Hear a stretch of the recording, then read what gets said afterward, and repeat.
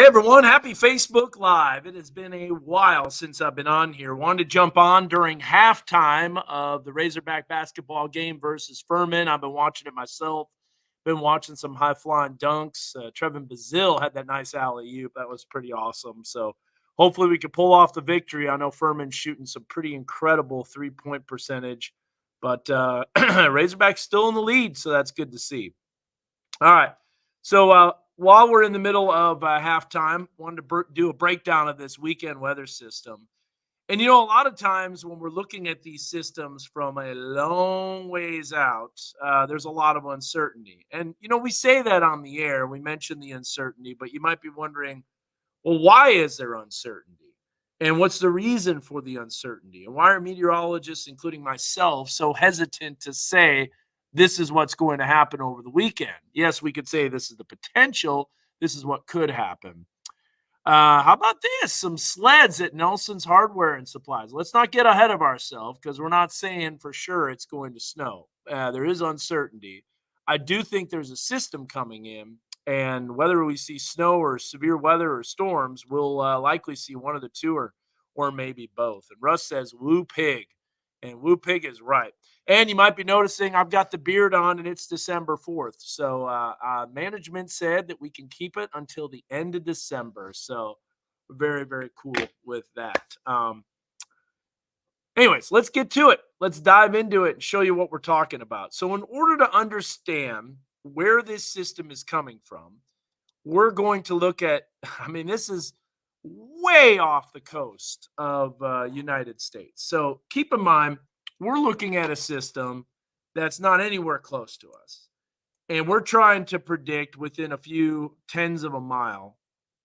I'm being dramatic again. I know. Exactly.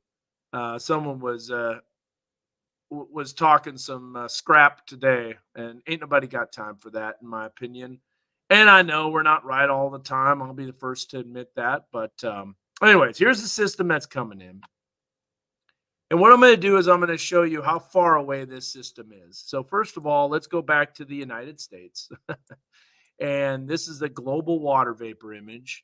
So we got two systems, two waves of energy that came in. We'll show you the forecast in the near term, which is pretty quiet. We got this system that's diving in. We got another system here. The reason we show water vapor too is there's good reason for that, because water vapor is everywhere, whereas clouds are not. So sometimes you can't see the way that the air is moving if you don't use water vapor.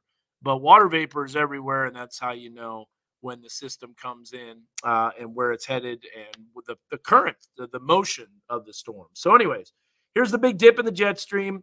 This is a little clipper system that's moving in. But remember, we've got to go way west. And you might be seeing that system. Nope, that's not it. And you might be going, well, what about this one? Nope, that's not it. That's west and southwest of the Aleutian Islands. Well, where the heck is the system that's coming in over the weekend? It's this energy right here. Off the coast of Asia, essentially, like Japan, Korea, just north of Korea. And then you can see it moving into the northwestern Pacific Ocean. So that's this right here, this piece of energy. Now, how do we know this? Well, let's do this. This is going to be kind of fun. We're going to do a comparison.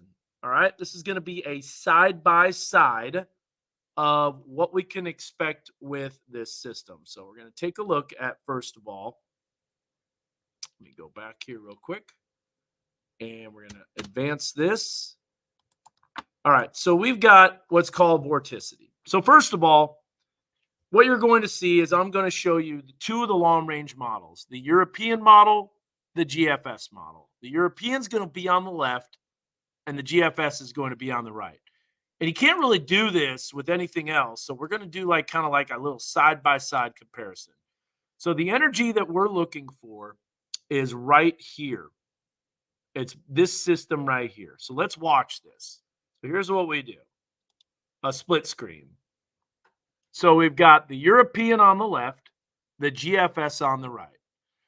Let's advance at the same time and see what this system is doing.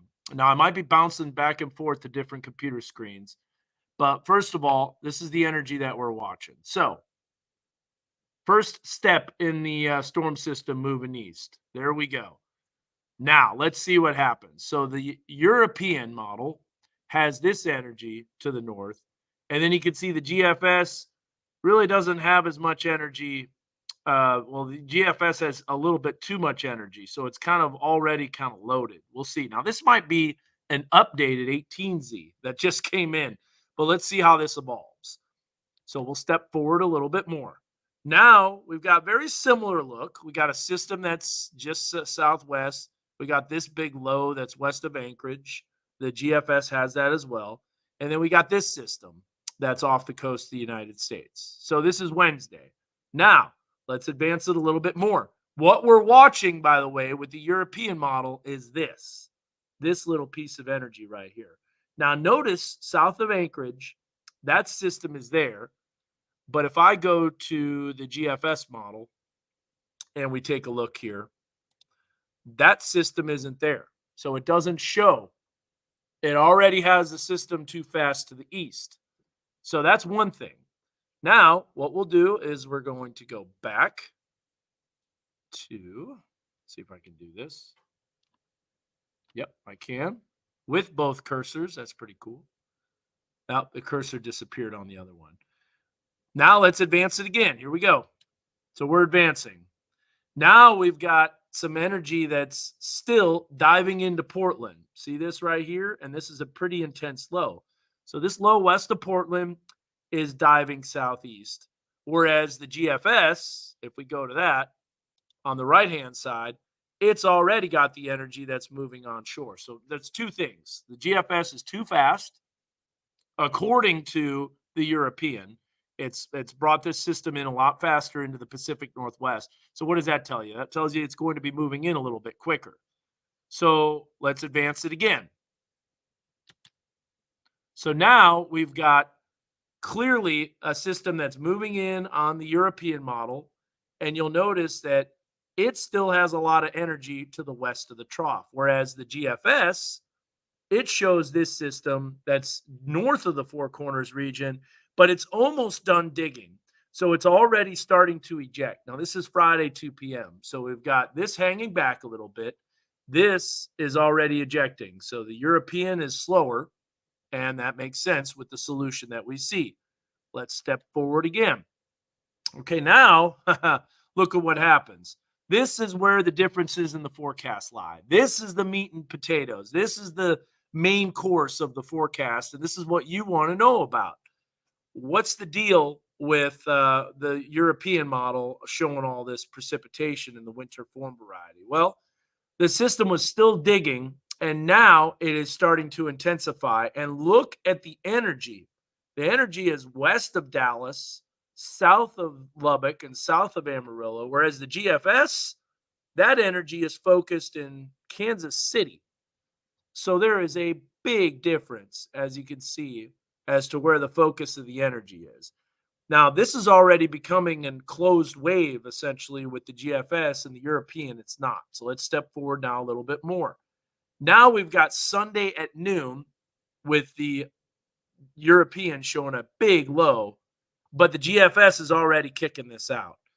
So one of these things is a little too fast, in my opinion. And if you know anything about modeling and computer modeling, the GFS is notorious for being too fast, which is why sometimes you'll see precipitation in the forecast where it's gone for like the day 6 and 7. But I'm like, nah, we're going to keep it in there just because the European is slower. It typically is slower. It probably will slow down. The system won't be as fast. Now, maybe the GFS is right, and it could be. But as we step forward in time with these models, now you're going to see, first of all, there's colder air continuing. So a much colder forecast with the European compared to the GFS. Then as we advance in time, this is all zonal flow. So we're already too warm with the GFS. As you can see, the GFS shows zonal flow, not a whole lot of pieces of energy. There's a system near Portland, but over time, the air gets greater. And west of Las Vegas, on the European, we've got this system. Now, that system, as it's making its way east, is going to be interesting because maybe that brings more precipitation with the colder air arriving. And obviously, the longer out in forecast, the more that these systems basically differ quite a bit, the more that the solutions diverge.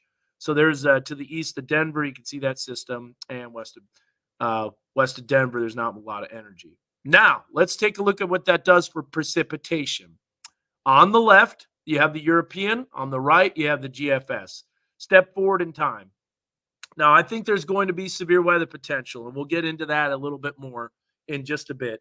And then we'll get you, for those watching the game, don't want to interrupt your viewing of that. And I want to see the second half myself. But there's the shower and storm activity that's trying to pop up on Friday afternoon.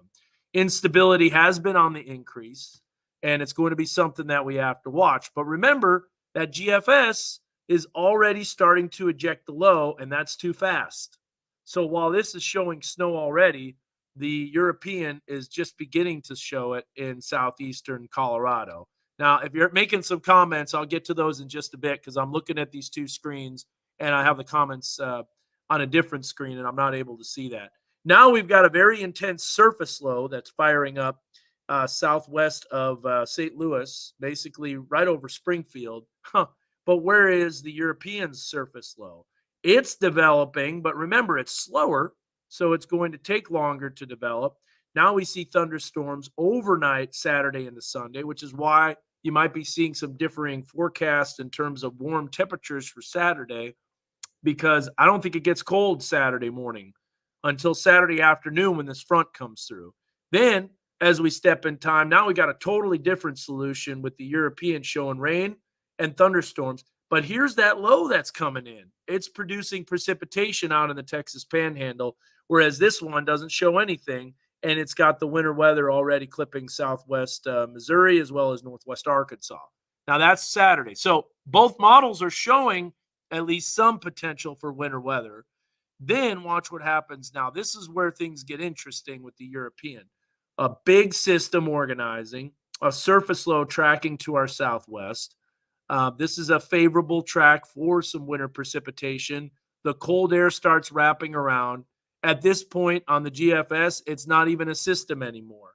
So if we advance it, it's gone. And by Sunday morning, 7 a.m., you might be seeing the forecast on your weather apps that typically go with the GFS, and it doesn't show anything.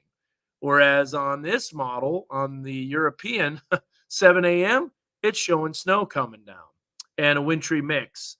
And that's all because of the slow energy kicking in and the digging of the system.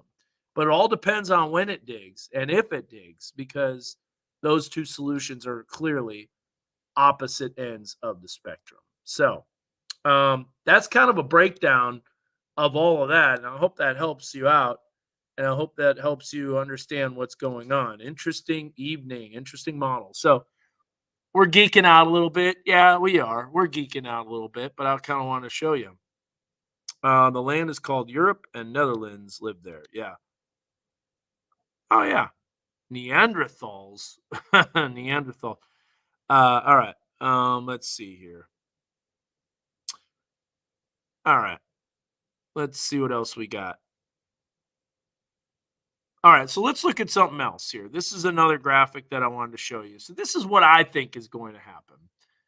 I think the European solution makes more sense. Why? Because the energy that's digging in is going to be slower.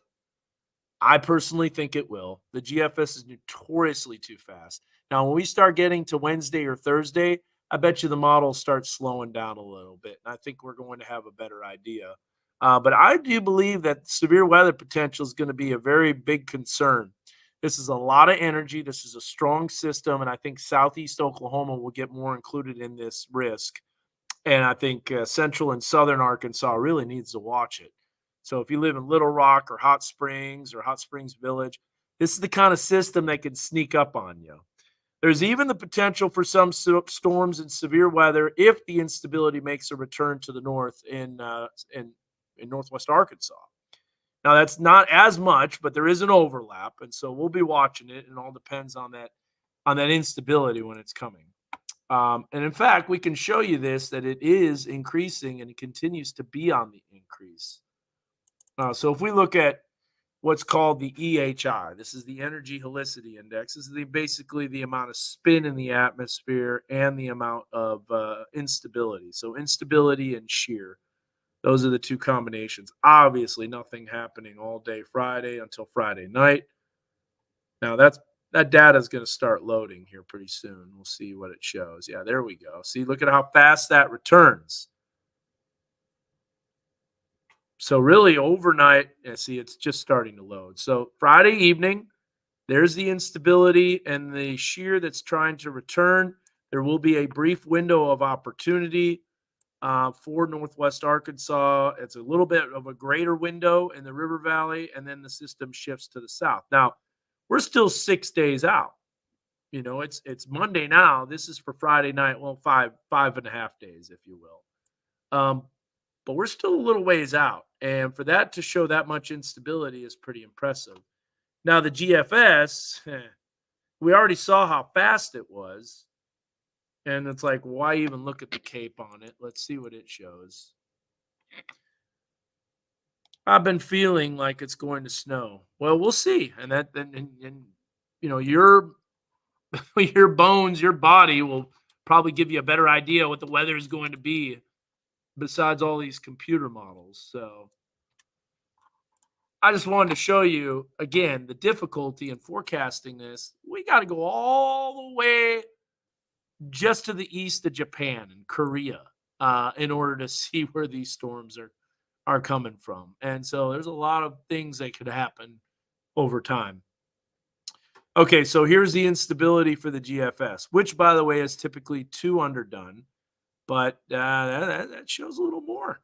But remember, it's got it coming through a lot faster, too. So I think Friday night and a Saturday morning could get interesting. What do you think Fayetteville's risk will be?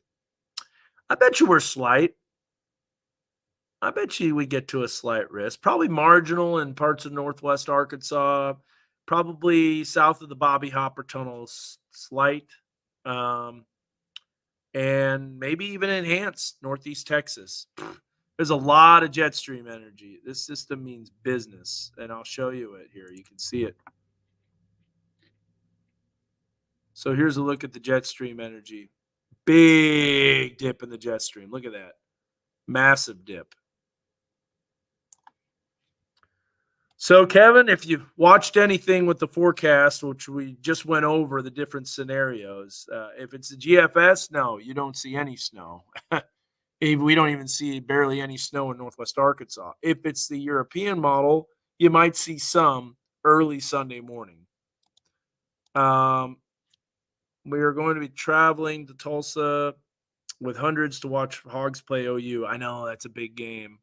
OU Arkansas. That's a super big basketball game. OU's pretty good this year too. That is my alma mater. I don't know what I'm going to do. I'll cheer for both. Yeah, there's always something going on, Jacob. There's always someone driving somewhere. There's always something that's happening. There's always someone that's traveling. That's why we're giving you this information. That's why we're doing what we're doing. That's why we're showing you all this, because showing you the potential, and that means you have to maybe make some plans, or don't cancel anything, don't get rid of everything already, but what we want to do is just kind of give you a heads up of what could happen. And so we're watching that,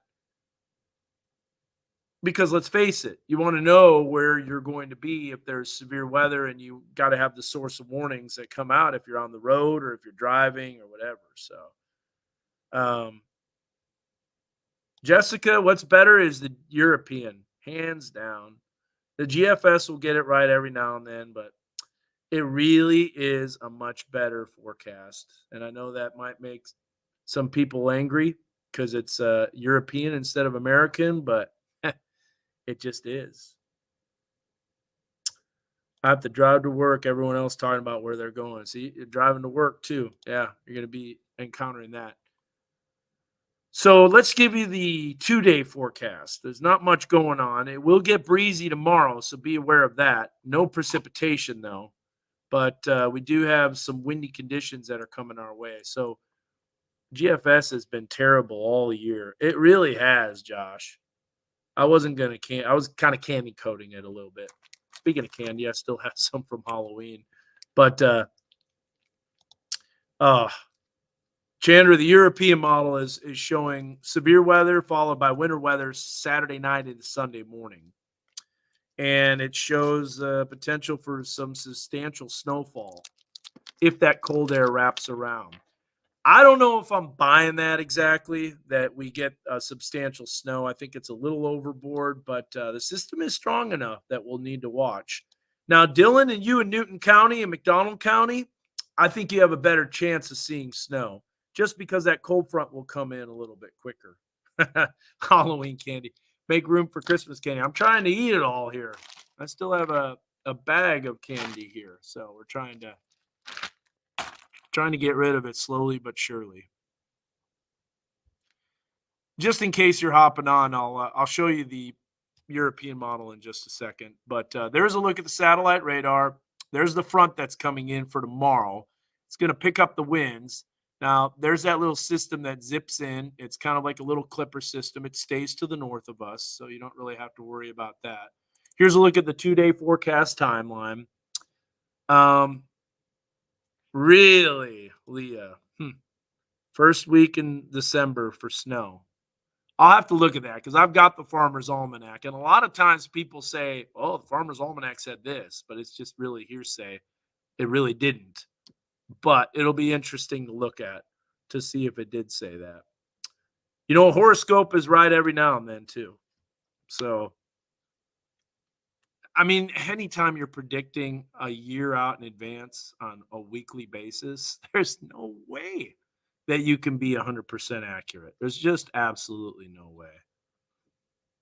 When it does a lot. Yeah, we haven't had a major snow. We had one in January 24th, 25th. That was a pretty big one. I personally don't think we see a whole lot of snow. Saturday night won't be a tornado outbreak. Deanna, I'm going to be shaving the beard January of next year. So I go the entire year.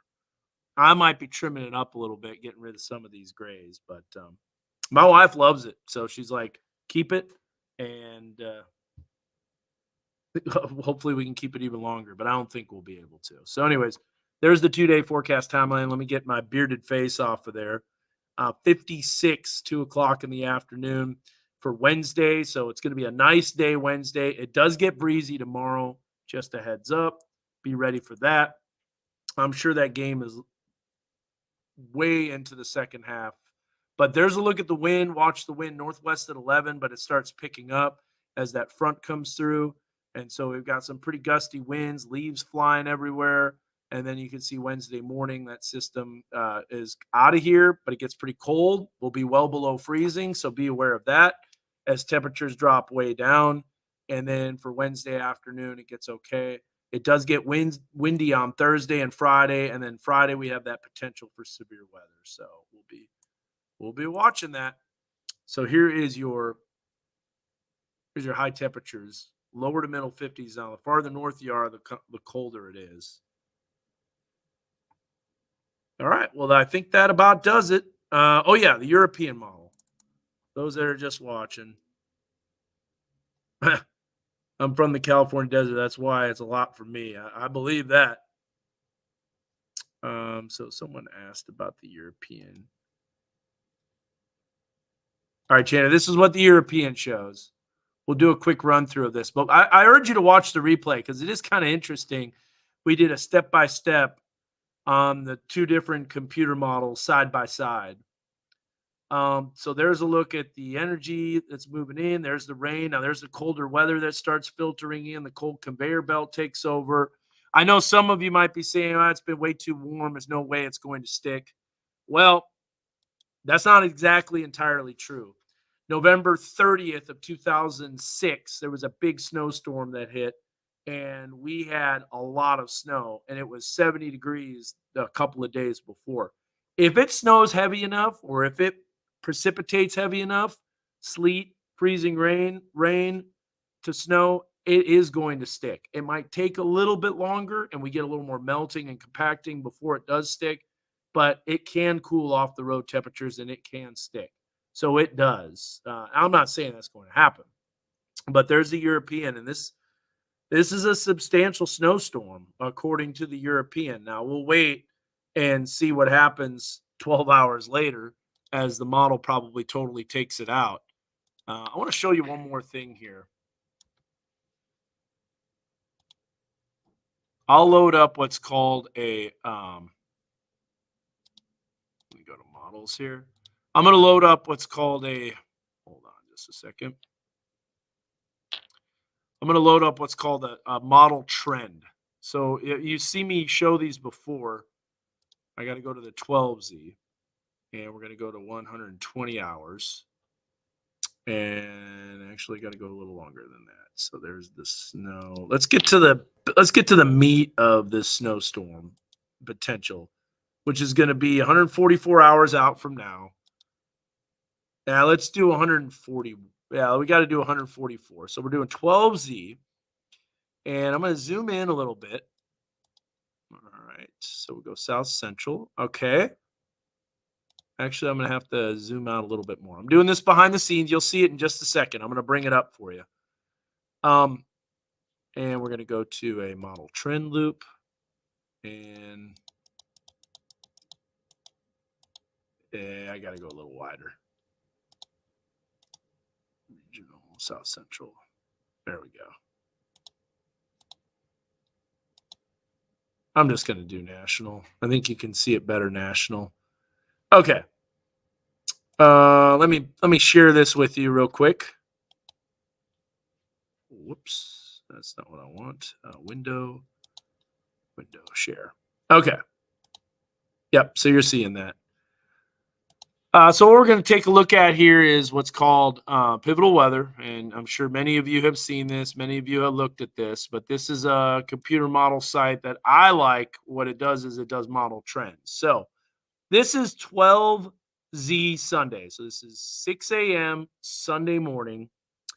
The European model that was ran Friday night, so obviously a while ago, 12/2/0Z, which was Friday night, December 1st, our time, showed the weather system way off to the west at this point for Sunday, with snow in the northeast, New Mexico, and western Texas panhandle. 12 hours later, this is what the run was. So notice how far the low made its adjustment. So now, same time, this is just the different model Saturday morning at 12Z for the forecast 192 hours out, which is 12Z Sunday, which is 6 a.m. Sunday morning. The next run, system went way too fast. So when you're looking at the forecast for Sunday, well, the GFS and the European are kind of in line with each other. 12 hours later, it came back. See how it comes back? Now the system's a little slower. Now it's got the winter weather. And the last three model runs, there's one that shows the snow way to the north, and then it drops it back south again. So every time I come in, this is what I'm seeing. This and this, because I'm looking at the 0Z, but I'm also looking at the 12Z, which is essentially the newest run. So if I loop that, you're going to see it looks like a random abstract art bouncing back and forth. Let's see what the GFS has. That'll be fun to look at. All right, so here's the model trend for the GFS. So this is December 1st, and this is updated every 6 hours. So there's that. Then it goes way east, then it goes back to the west, then it goes east, then it goes north, then it goes way east, then it goes back to the west, and it still goes back to the west. Now it doesn't have a clue. Now it's way up in the Great Lakes region, and then it starts coming back a little bit. So if we play that, it's all over the place. And there in fact lies your confidence, which is zero right now. Now, another thing we can look at too is I'll show you one more thing and then I'm going to shut it down. Mediagrams. Yep. All right, keeps asking to sign in, but we're going to look at a mediagram here. And we're going to look at something called an ensemble. And we'll look at the snow members for the ensemble. So the European is showing at least a little bit of snow Saturday night into Sunday morning. That's the new model run right there. Come on. What are you doing? Why can't I get up to the There we go. All right, here's the 12Z. 12Z, majority of the members are showing snow Saturday night into Sunday morning. Remember, this is 50 members. And then the 18Z shows a little bit of it. So if we do the GFS ensemble, we'll look at this multi-run snow, total snow. Much less of the members on the GFS show snow. That's probably the 18Z. We'll go to the 12Z. That shows a little bit of snow. And here's the thing. This is why you don't do deterministic. So sometimes you see those snowfall maps and they're just like 5, 10, 15 inches. And it's like, well, what they did is they just took this one line. They just chose this, which is the deterministic, depending on what it shows, instead of getting an average, which is the ensemble. That's a much better way to do it. I mean, if you have a bigger sample size, you're going to have a more accurate forecast. That's why ensemble and probabilistic forecasting is way better than deterministic. So there you go. That's a little bit more stuff. I am going to correct you on that one, Josh. So they did not change it. Yes, they changed it to 4 to 3 inches for 38 counties. It doesn't really include us, but I can show you which counties were included. I thought you were talking about for our area. So here is a look at the winter storm criteria. Let me see. I think I have this one here. Yeah, there you go. Good question, though. So there it is. 2 inches for the southern row of counties, 5 inches for southwest Missouri, and 4 inches pretty much for our entire weather coverage area. And they removed the 12 to 24-hour periods, raised it to 48. Really, it's just for the duration of the event. So the event, if it lasts longer than 48 hours and you're only getting 4 inches of snow, probably most of that will melt by that time. So that's not even worth it. So yeah, there's a look at the and then obviously the farther south you go, the less snow you need to have impact. So instead of really basing on how much snow is really how much is it going to bring, it's not really that. It's about impacts rather than those strict thresholds. And so there was a lot of discontinuities where there would be a winter storm warning for some offices and others wouldn't have it, and then it gets confusing, different criteria from different weather service offices. And so the goal is to create a national standard for baseline heavy snow watch warning criteria. So that's the reason for the change. And that's kind of why they did that. All right, guys, take care. Enjoy the rest of the second half. If you're watching it already, I guess we'll see what happens. But hey, thanks so much for watching this Facebook Live. As we go throughout the week, we're going to have a better idea as the models lock onto timing and location. And I will say this, I think severe weather is a big concern. I'm very concerned about severe weather potential.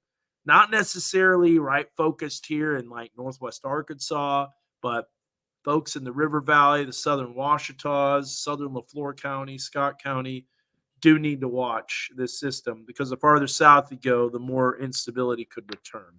All right. Well, we'll see you guys later. You have a great rest of your night. And hey, God bless. Take care. Have a good one. Thanks for watching.